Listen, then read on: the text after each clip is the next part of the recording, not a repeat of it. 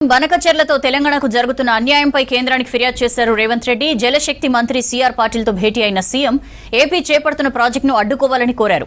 ఇటు పట్టణాభివృద్ధి శాఖ మంత్రితోనూ భేటీ అయ్యారు ముఖ్యమంత్రి. హైదరాబాద్ మెట్రో విస్తరణకు సహకరించాలని కోరారు. యూకే మాజీ ప్రధాని టోనీ బ్లెయిర్తో సమావేశమైన రేవంత్ రెడ్డి విజన్ 2047 గురించి వివరించారు. బ్లెయిర్తో కీలక ఒప్పందం చేసుకున్నారు.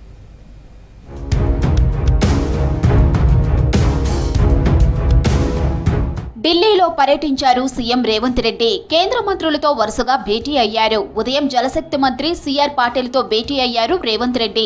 తెలంగాణ రాష్ట్ర ప్రయోజనాలకు విరుద్ధంగా ఆంధ్రప్రదేశ్ ప్రభుత్వం ప్రతిపాదిస్తున్న Godavari Banakacherla project pre feasibility రిపోర్టును తిరస్కరించాలని రేవంత్ రెడ్డి విజ్ఞప్తి చేశారు. బనకచెర్ల ప్రాజెక్టు విషయంలో గోదావరి జల వివాదాల ట్రైబ్యునల్ పునర్విభజన చట్టాలకు విరుద్ధంగా ఏపీ వ్యవహరిస్తోందని కేంద్ర మంత్రికి తెలిపారు. గోదావరి వరద జలాల ఆధారంగా బనకచెర్ల ప్రాజెక్టు ప్రతిపాదిస్తున్నామని ఏపీ చెబుతోందని, జేడబ్ల్యూడీటీలో వరద జలాలు, మిగులు జలాల ప్రస్తావనే లేదన్నారు. బనకచెర్ల విషయంలో కేంద్ర ప్రభుత్వం జలశక్తి మంత్రిత్వ శాఖ తక్షణమే జోక్యం చేసుకోవాలని చూడాలని కేంద్ర మంత్రి సిఆర్ పాటిల్కు విజ్ఞప్తి చేశారు.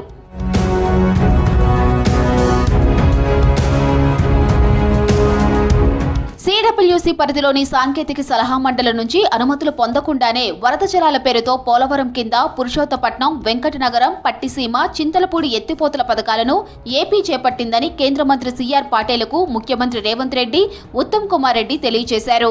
గోదావరిలో వరద జలాలున్నాయని నిజంగా ఏపీ భావిస్తుంటే పోలవరం బనకచెర్లకు బదులు కేంద్రం నిధులు ఇచ్చే ఇచ్చంపల్లి, నాగార్జున సాగర్ అనుసంధానం ద్వారా పెన్నా బేసిన్కు నీళ్లు తీసుకెళ్లే విషయంపై దృష్టి పెట్టాలన్నారు.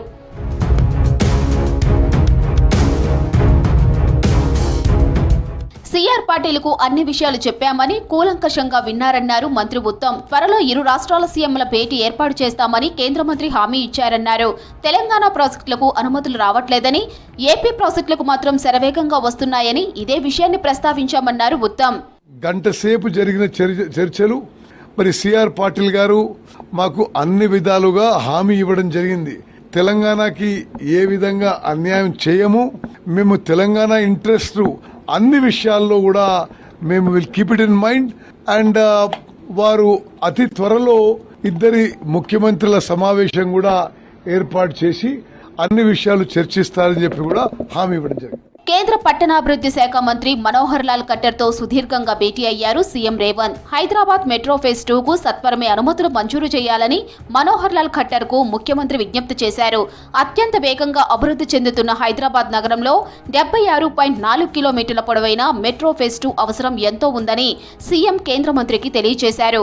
24,269 కోట్ల విలువైన ఈ ప్రాజెక్టును కేంద్ర ప్రభుత్వంతో కలిసి ఉమ్మడి ప్రాజెక్టుగా చేపట్టేందుకు సిద్ధంగా ఉన్నామని వివరించారు.